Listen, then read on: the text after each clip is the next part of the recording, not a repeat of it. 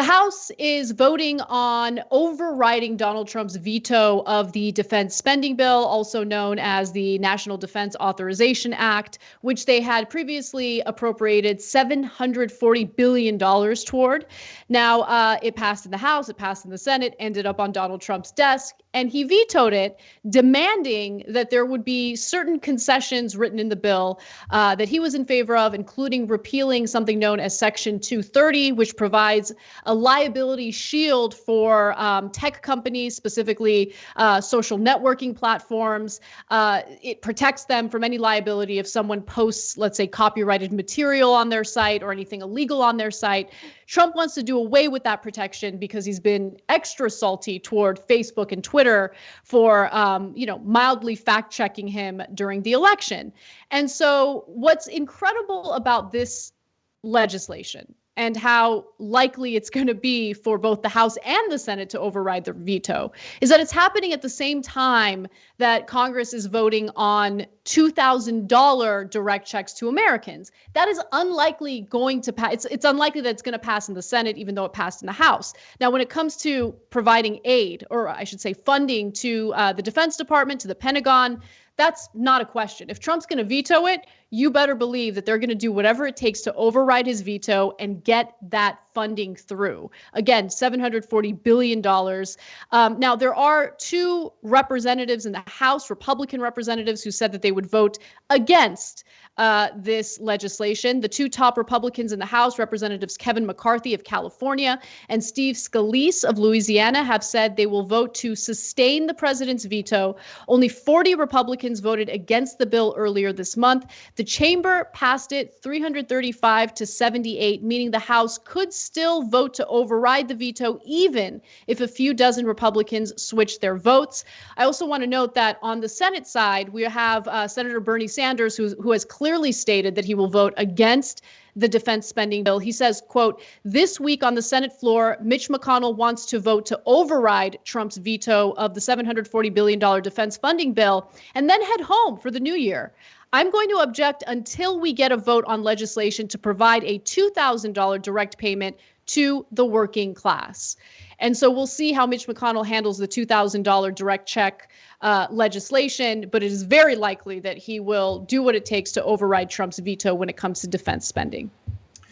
So I don't know that there's a better industry that represents the swamp in D.C. More than the defense contractors. So Republican President Dwight Eisenhower warned you about them as he was leaving office. He said, watch out for the military-industrial complex, because if there's profit in war, they will create more war. And every missile we build and every ship we build will be stealing from your children. Okay, so go read his actual speech. I'm paraphrasing it there. It's amazing that a Republican president gave that speech. Of course, everyone immediately ignored his warnings. Why? Because the defense contractors, like almost all of the rest of this corrupt system, were easily able to buy almost all the legislators. All you have to do is give them a campaign contribution. You literally write them a check. We legalize bribery. So they're like, wait, we give them $1 million. They give us back $1 billion? Well, who wouldn't do that? So all the defense contractors did it. But then they also strategically put different places where they build the weapons into different districts in America. Not because the legislators actually care about jobs in their district. It gave them an excuse for voting with defense contractors, no matter how bloated the budget is, no matter how insane the amount of spending is. So they say, oh, no. It's not that they gave me $1 million. It's just that I really care about the jobs in my district. The jobs in my district. That's why I'm voting this way, okay? And so they took over all of D.C. They took over the Republican Party and then easily took over the Democratic Party.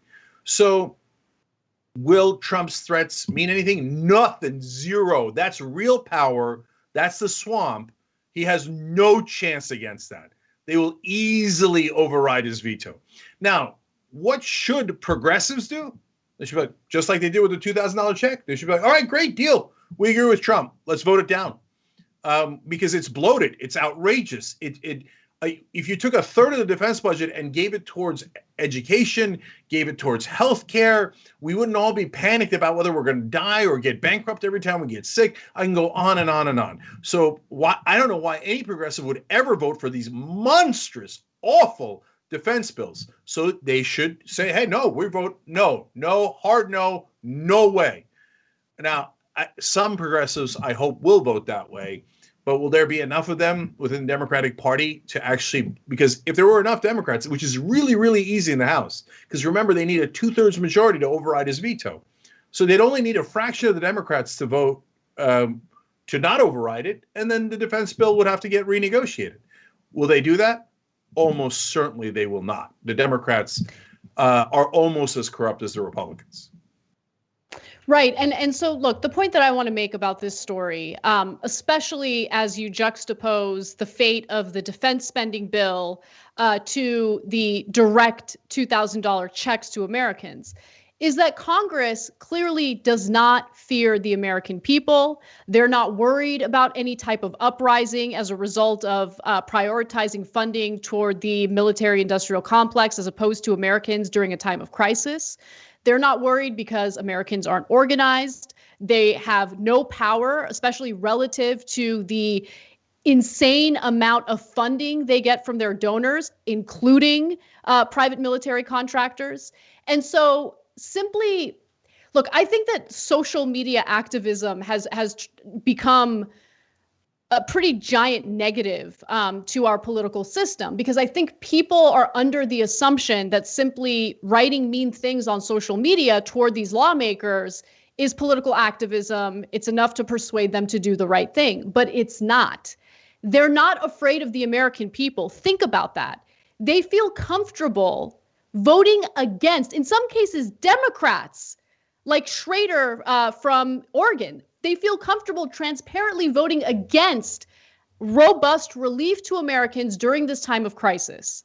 Why do they do it transparently? Because they don't fear their own constituents. They don't fear the American people. They don't fear any consequences as a result of prioritizing industries and the military as opposed to the American people. That should tell you something, right? Yeah. So, yeah. Anna, there is a right way to do it. Look, it almost never happens, but Dave Weigel from the Washington Post, which is part of the mainstream media, did actually give credit a couple of days ago, saying the only group that's effectively ever challenged centrist Democrats is Justice Democrats. And so we did it. We've got 10 Justice Democrats in Congress. Does that mean the mission is accomplished? No, it's a million years from being, I hope not a million years, a million miles from being accomplished. But it can actually happen a lot quicker than you expect. But the way to do it is to actually get the votes so you have power and can use that leverage to get the bills passed, or in this case, blocked. So that's realpolitik. That's how you do it.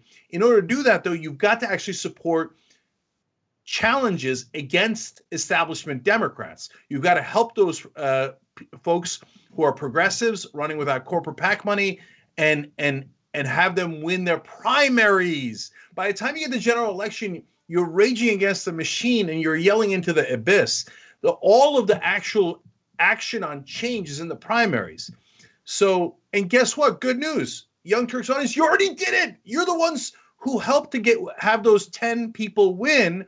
And now they already have some leverage and they've already used some power. Do I want them to use more of that leverage? Absolutely.